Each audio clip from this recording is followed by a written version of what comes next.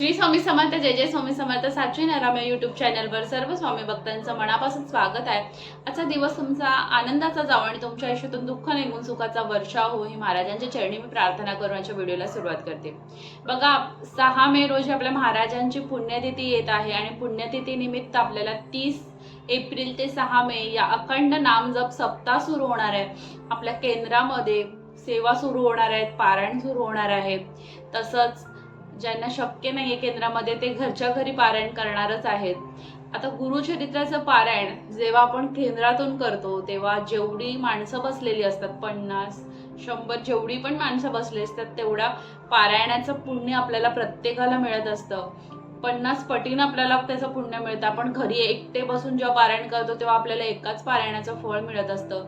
आपण जेव्हा केंद्रात बसतो आपल्याला 50 पटीने फळ मिळत असतं, जर 50 जण बसली असतील तर त्यामुळे शक्यतो तुम्ही केंद्रातून पारायणाला बसा. पण तुम्हाला जर शक्य नसेल, तुम्हाला काही अडचण असेल तर तुम्ही घरच्या घरी पारायण केलात तरीही चालेल.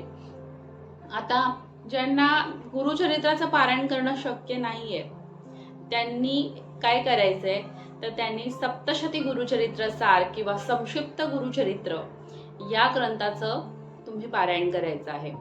आता ते दोन्ही ग्रंथ आहेत ते छोटे आहेत, तुम्हाला त्यात जास्त काही अटी नाही आहेत.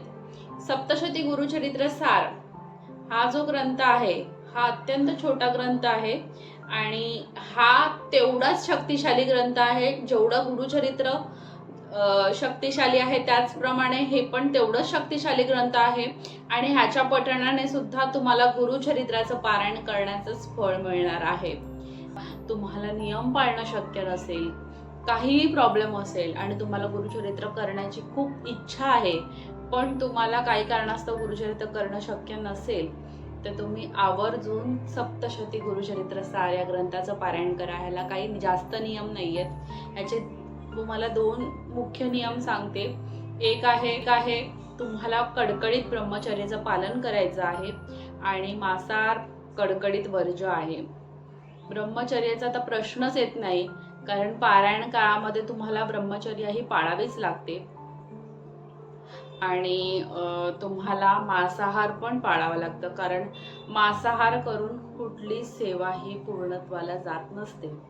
त्यामुळे तुम्हाला मांसाहार पूर्णपणे वर्ज्य आहे. आणि त्यानंतर गुरुचरित्राचं पारायण म्हणजेच हा पण मूळ ग्रंथ जरी नसला पण त्याचा सारच आहे ना, म्हणजे आपण गुरुचरित्र वाचल्याचंच पुण्य आपल्याला मिळणार आहे. तर आपण कांदा लसूण खायचा नाही. कांदा लसूण शक्य असेल तर टाळा कारण कांदा लसूण हे तामसिक आहारामध्ये होतं आणि त्यामुळे आपल्या बोलतात ना आपल्यातले षडरिपू ह्यांचा नाश होण्यासाठी आपल्याला मदत होत नाही. आपण तामसिक जेव्हा अन्न ग्रहण करतो तेव्हा आपला स्वभाव, आपलं विचार आचार सुद्धा तामसिक होतात. त्यामुळे तामसिक पदार्थ वज्र असतात आणि सात्विकच राहण्याचा प्रयत्न करा. जरी तुम्ही हा ग्रंथ वाचणार असाल शक्यतो प्रयत्न करा की कांदा लसूण खाऊ नका त्या आठवड्यामध्ये. तर ह्या ग्रंथामध्ये असं लिहिलेलं आहे की या ग्रंथाची अत्यंत मनपूर्वक अशी 10 आवर्तने करावी. त्यानंतर तुमचा कुठला पण मोठा प्रश्न आहे तो सॉल्व्ह होणार आहे. कुठला पण मोठा प्रश्न असू दे. बघा, गुरुचरित्राच्या पारायणाने मोठ्यातले मोठ्या अडचणी, मोठ्यातली मोठी संकट आणि मोठ्यातले मोठे प्रश्न निवारले जातात. तर ह्या ग्रंथातच असं दिलेलं आहे की 2.5 तासात ही पोथी तुमची वाचून होणार आहे. ज्यांना पण पूर्ण पोथी वाचणं शक्य नाहीये त्यांनी काय वाचायचंय, त्यांनी सप्ताह पद्धतीमध्ये तुम्हाला ह्याचं पठण करायचंय. म्हणजे तुम्हाला बघा, पहिल्या दिवशी 1 ते 7 अध्याय वाचायचे, दुसऱ्या दिवशी 8 ते 17, तिसऱ्या दिवशी 18 ते 27, चौथ्या दिवशी 28 ते 34, 5व्या दिवशी 35 ते 37 आणि 6व्या दिवशी तुम्हाला 38 ते 43, 7व्या दिवशी 44 ते 51 असे तुम्हाला अध्याय वाचायचे आहेत. आता ह्याचा अध्याय एवढा छोटा आहे ना, खूप छोटे छोटे अध्याय आहेत. हा अध्याय बघा इथे सुरू झाला आणि इथे संपला, याच पानावरती संपला पहिला अध्याय.